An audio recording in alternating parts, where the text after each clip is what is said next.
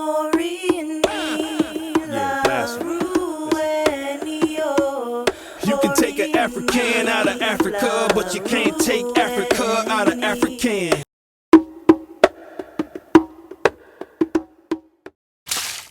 Greetings, everybody. I am Baba Agboola of Ori, powerofori.com, and this is the Power of Ori podcast, where we sit down with the top minds in Ifa and talk Ori. Today, I have my the person who used to train me for years. I got him to agree to sit down with me and talk about this Ori. This is the person who really taught me the most about Ori through my trainings. And I thought I would come in with him and sit down and really pick his brain a little bit more about this Ori and then share the information with you all. His name is, I call him Baba Agboola, but we all call him Jose Agboola Rodriguez. I'll let him tell us a little bit more about himself before we dive into it. So, Baba, please, thank you first and foremost for doing this with me. And then tell us all a little bit about where you come from, what you're doing, all that good stuff. Well, let me see. I was born and raised in San Diego, California. Currently here right now, visiting family. Um, and this is actually where I got into the tradition here in San Diego, Mm, uh, playing Afro-Cuban music and Afro-Puerto Rican music. mm, And then through specifically the Cuban music is how I kind of got into learning about Santeria, Candomblé a little bit, Palo a little bit, until eventually I found Isheshe, like traditional practice, like from Nigeria specifically. But I didn't get into the tradition more until I moved to LA mm, uh, when I was about 25 is when I moved to LA. mm, And then I studied a little bit at Chief Fashina Falades Temple.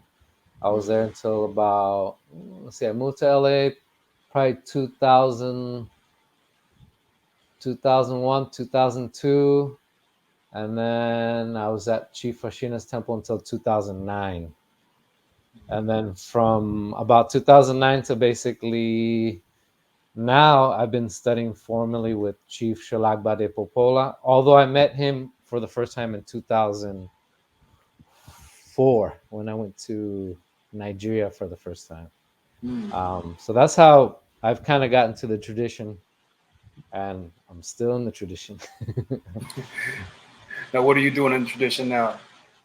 Right now, I'm currently living in a place called Rio Grande, like Big River, in Puerto Rico. I've been there for about 2.5 years.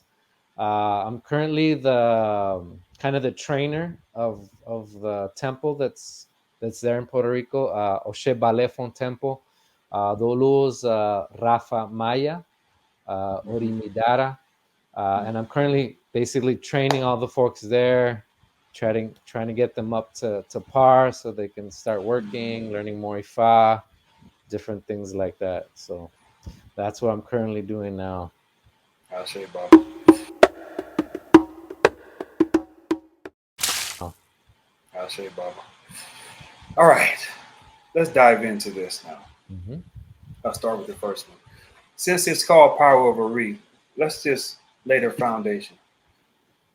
Okay. What is Ori?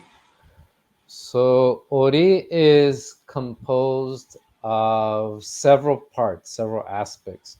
So we have the physical head part, or this part represents what's called Oriode.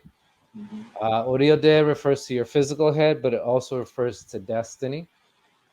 Then we have the belly button area. This is known as Orinu. Mm-hmm. It could be like your inner head, but this refers to your character, your feelings, that part, how you react to things, how you behave. Everything kind of stems from here. Mm-hmm. And then the third aspect is iponri, which is represented by our 2 feet, our 2 feet. Iponri is basically, as as Popola calls them, kind of the vehicles. So it's like as we have our destiny here, we have our character, all the choices and things that we make here, and Mm-hmm. these two areas are kind of working together, hopefully, right? Mm-hmm. Yeah, yeah. It's our feet that get us moving to do this, that, or the other. And Mm-hmm. so that's how all three of the aspects of Ori get us to manifest things, good or bad, or not do anything, or not do much. So those are the three main areas of Ori that we should all know. We should all know. And I noticed you mentioned that hopefully these two are in cahoots, right? Yeah. But when these things are not in cahoots, knowingly or not knowingly or consciously or subconsciously, people in the tradition they usually go to the mat or seek a babalao for help for issues that this warfare right here is causing, right? Mm-hmm. Um, my question to you is, can the Ori prevent anything that the Ebo may want to bring the person or help the person with? Does this Ori situation engine, whatever it's called, does it have the ability to block Ebo assistance? Whether you're able manifest or not depends on this part actually. This the The Orinu. This is the one that either the you did your ebo and you're following the advice that comes from here because this is the choices that you're making here in the world, all your feelings, your contradictions, everything. It kind of stems from here. So if this Ori here doesn't accept the messages completely, maybe that Ifa gave, or you did the ebo, but kind of maybe you did part of the ebo. I should say that, not completely, but maybe you did part of it. Or you're trying to be cheap about it, things like that, mm, or you just skip it. You don't do it at all. That comes from here. So if I could have told you, hey, you got a good job coming, there's a good spouse on her, his or way, you're hey, there's children in your path, but if the ebo's not done, if you, and more importantly, if you're not following the advice or avoiding taboos given, the chances just get reduced. That's why there's all those sayings that you find in 85. If your read doesn't accept it, it's just not going to happen in your life. Boomerang theory, you want love, then give love. Live your life, don't let them kill your bugs. Like pest inspectors, extract the nectar from wax situations, ancestors' texture. Praying it went through so you can see through the pain, pushing you on to destiny lane. Life is an experience, ain't no need in fearing it. Here's an experiment, go have a collision with fear. Doubt, insecurity, ambiguity, dip spirit in detergent. Watch your purpose serve